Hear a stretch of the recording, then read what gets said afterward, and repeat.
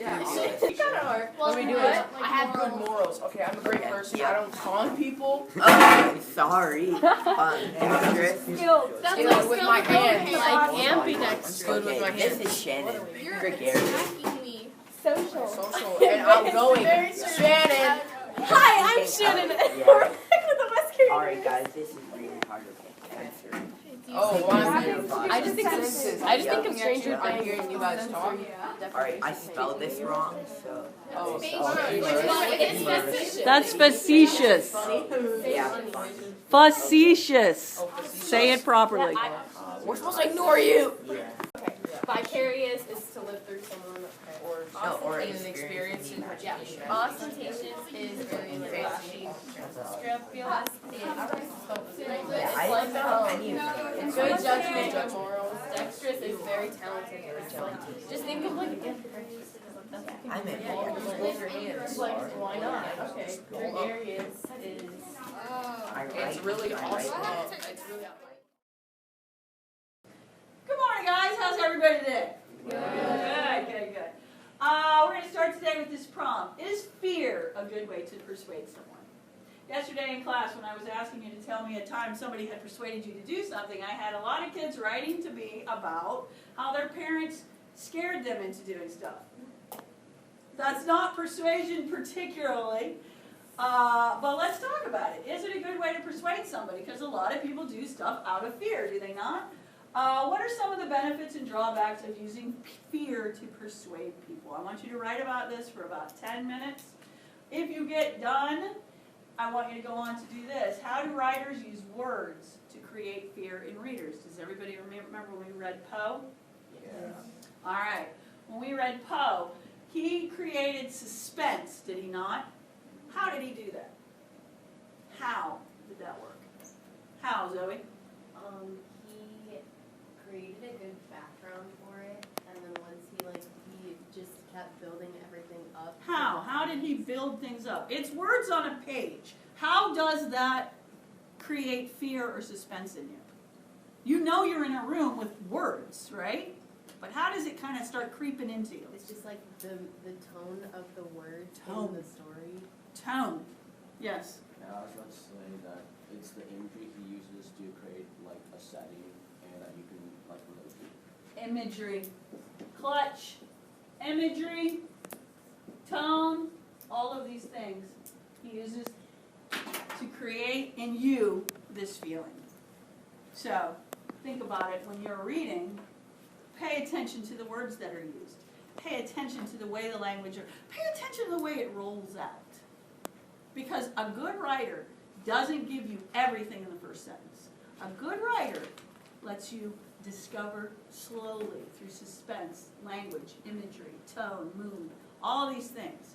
That's why this is important for you all to know how this works. Thank you. Okay. So, who wants to respond to the prompt? Eugene. Sometimes fear is a good way to persuade somebody. For example, you should persuade a little kid not to put his hand in the snapping turtle's mouth. It won't feel good, and the kid will not do that out of fear of getting bit. But most times, fear is not a good way to persuade someone. It would lead to him or her not overcoming obstacles because it's scary. For example, the Salem witch trials was an event that occurred when people got persuaded into fear by religious people, and that led to burning or placing rocks on innocent women to death. Wow, very nice. I love the way you put a historical context into that. It added a little bit of depth to what he was saying, did it not? Yeah. And as it happens, we're going to talk about the Puritans today. So, who else? Athena, read yours. I said fear is not a good Bad things, right, Eric? Is that possible? Yes. All right, let's talk about how writers use fear. We talked a little bit about Poe earlier. One of the words and one of the things I want you to look for is a term called loaded language. Who can remind me what that means? Lily. Oop. What is loaded language? You remember? No. Anybody? Zoe.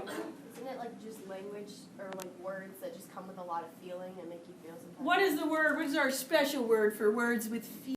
Just to build a little bit of background with this, over 100 years ago, after the Puritans came, maybe 100 years in, they had a pretty established societies. But why did the Puritans come to the United States, or at that time, America, colonial America? Why? Religious freedom. Religious freedom. But when they got here, they found people kind of like were straying away. And that was upsetting a lot of the people who were in charge. And this guy, Jonathan Edwards, was one of the leading people at the time, and he felt that the congregations were getting a little satisfied, and they weren't digging down deep enough. So he wanted everybody to work a little harder to get right with God.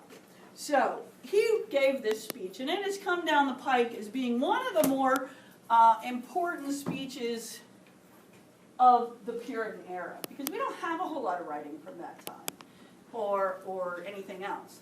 And I want you guys to hear what little Puritan children would have heard when they were sitting in these hard wooden pews getting this pep talk from Jonathan Edwards. Everybody turn to page 17 in your workbook. I also want you to put this chart in your notebook. We are going to be looking for loaded language as we read this. So make yourself a little chart, label it loaded language in sinners in the hands of an angry God. Now, this is an excerpt. When you see a little quotation mark around the title and it has a little word from, what does that mean? It's an excerpt. It's not the entire sermon. This is just a part of the sermon. So I want you to look for examples of loaded language. If you can start identifying what creates mood and tone and persuasion in an article, it will benefit you when you're reading more modern day stuff. And because this one is so strong, I thought that we could, very, very clearly pick it out. So when you read a more subtle one, it might benefit you.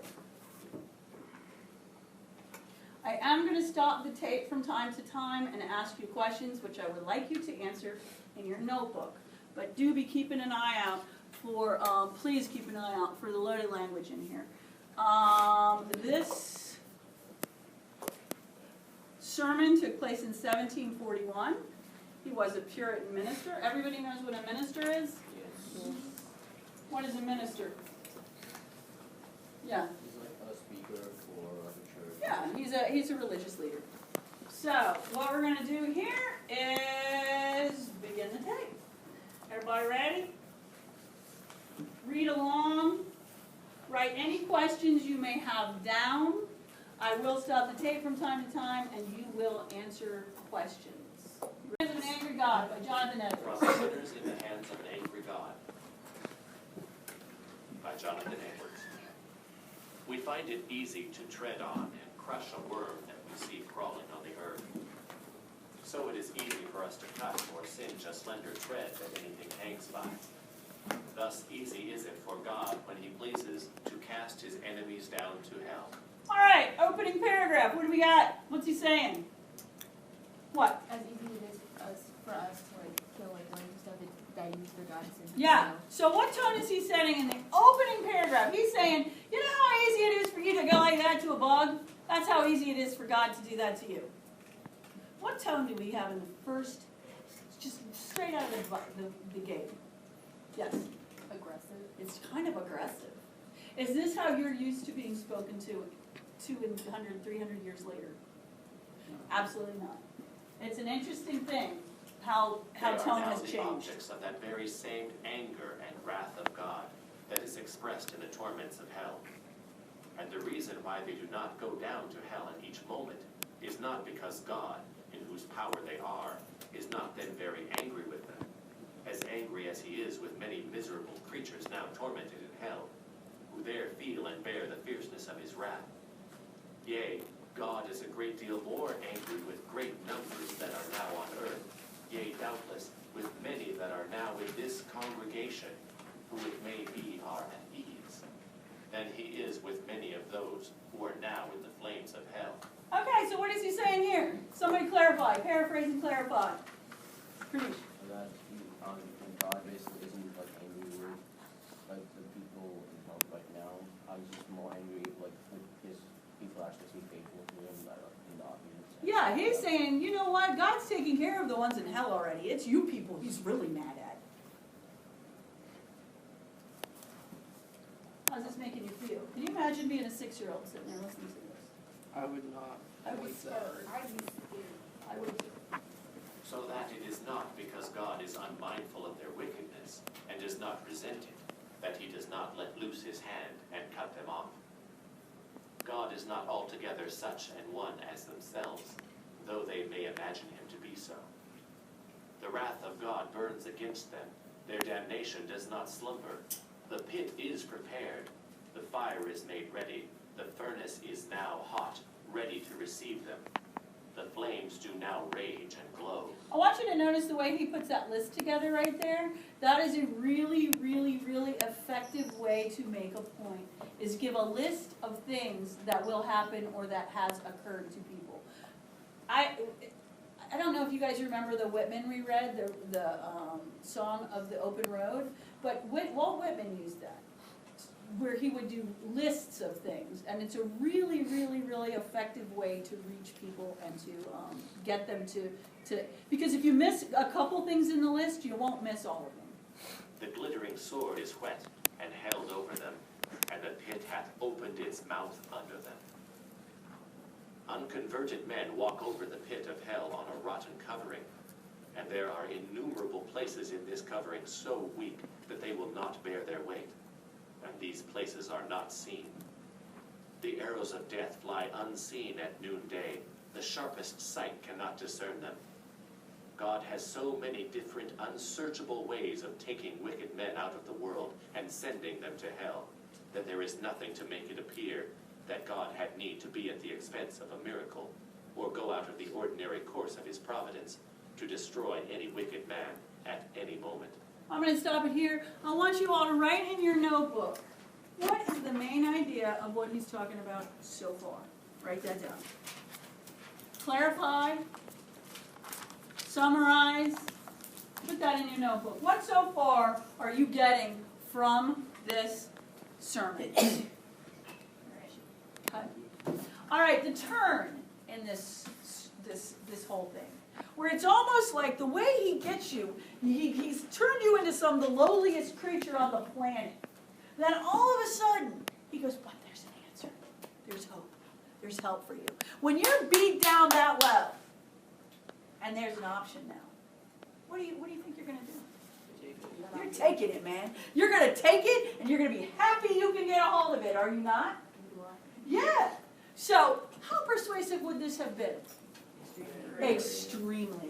You would have walked up out of there ready to just give your life over to do whatever this man told you. This is why these people were so powerful.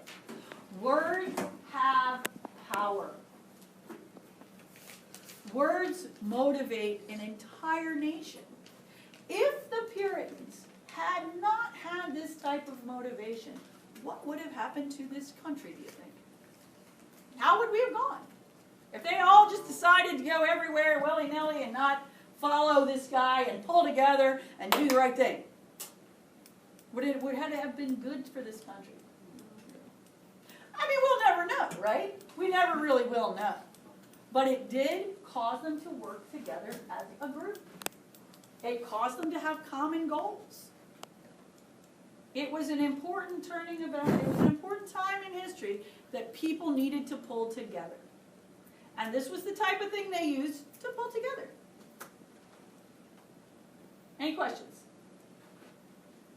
We're going to finish this up tomorrow because we're out of time for today. But good job. We'll talk more about it tomorrow. And then we'll move into the Revolution and that type of persuasive language. Woo! That's a little bit more fun. Thank you.